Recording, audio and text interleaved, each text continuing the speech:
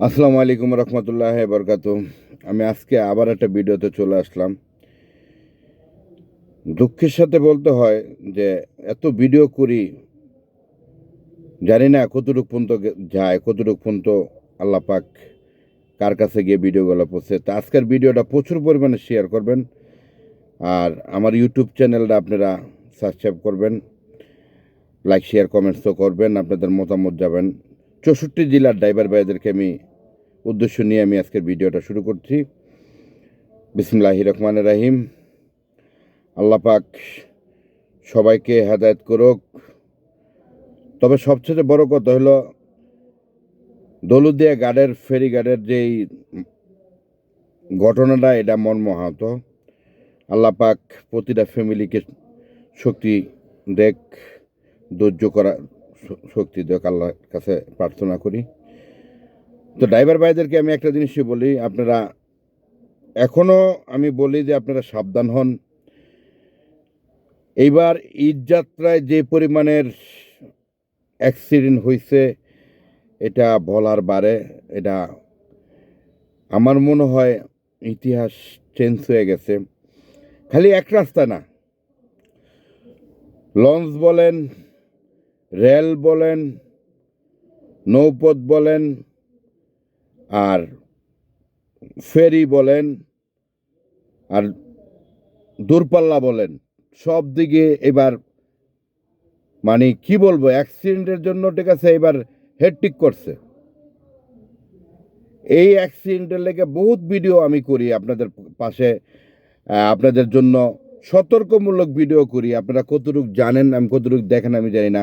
আপনাদের ভিডিওটা শেয়ার করতে আপনাদের এত কষ্ট হয় আমি কিছু বুঝি না। টেপনাথ থেকে তেঁতুলিয়া, রূপসা থেকে পাতুরিয়া আপনারা ভিডিওটা অন্তপক্ষে আপনারা ছড়িয়ে দিবেন।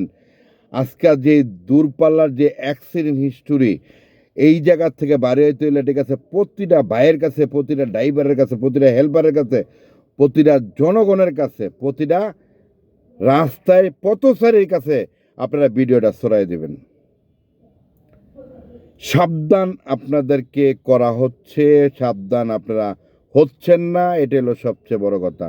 আল্লাহ পাকের কাছে প্রার্থনা করি আপনারা যাতে সাবধানে গাড়ি চালান। ভুলও ওভারটেক করবেন না, অতিরিক্ত লোড নেবেন না। আর যারা যাত্রী আছেন তারা অতিরিক্ত তাড়াহুড়া করে লঞ্চে উঠবেন না। আজকে একটা ভুলের কারণে লঞ্চের ঘটনাটা আপনারা দেখছেন। দূরপাল্লা যারা চালান তাদেরকে আমি বলছি, যারা বাস মালিক আছেন তাদেরকে আমি বলছি, আপনারা অন্তপক্ষে ড্রাইভারদেরকে আপনারা প্রশিক্ষণ নেন, তাদেরকে একটু সতর্ক করেন, সাবধানে গাড়ি চালাতে বলেন। তাইলে আমরা অ্যাক্সিডেন্ট থেকে আমরা বেঁচে যাব। একটা ভুলের কারণে কিন্তু একটা ফ্যামিলি পুরো ধ্বংস হয়ে যায়। আর একটা গাড়িতে 40 জন যাত্রী থাকে, আপনারা এই 40 জনের জিম্বা কিন্তু আপনাদের। তা আশা করব এই ভিডিওটা আপনাদেরকে সামনে দিলাম, আপনারা অবশ্যই আপনারা ভিডিওটা প্রচুর পরিমাণে শেয়ার করবেন, আপনারা ভিডিওটা ছড়িয়ে দিবেন। আপনাদের কাছে অনুরোধ, আপনারা ফুল ভিডিওটা আপনারা দেখবেন।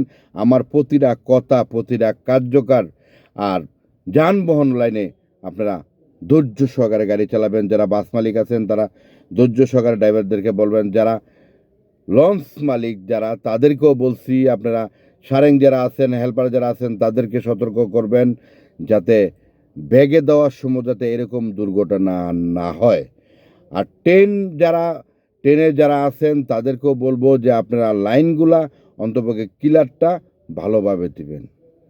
আর যারা নৌপথে যারা যাবেন তাদেরকে তো সতর্কমূলক ভিডিওটা আপনাদেরকে দিলাম।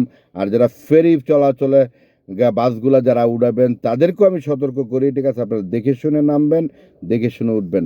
ভালো থাকবেন, সুস্থ থাকবেন। আসসালামু আলাইকুম। যদি ভিডিওটা অবশ্যই ভালো লাগে আপনারা অন্তপক্ষে ভিডিওটা আপনারা টেপনাথ থেকে তেঁতুলিয়া, রূপসা থেকে পাতুরিয়া পর্যন্ত ভিডিওটা ছড়িয়ে দেন। এটা আপনাদের কাছে আমার ওয়াদা। ভালো থাকবেন। আসসালামু আলাইকুম।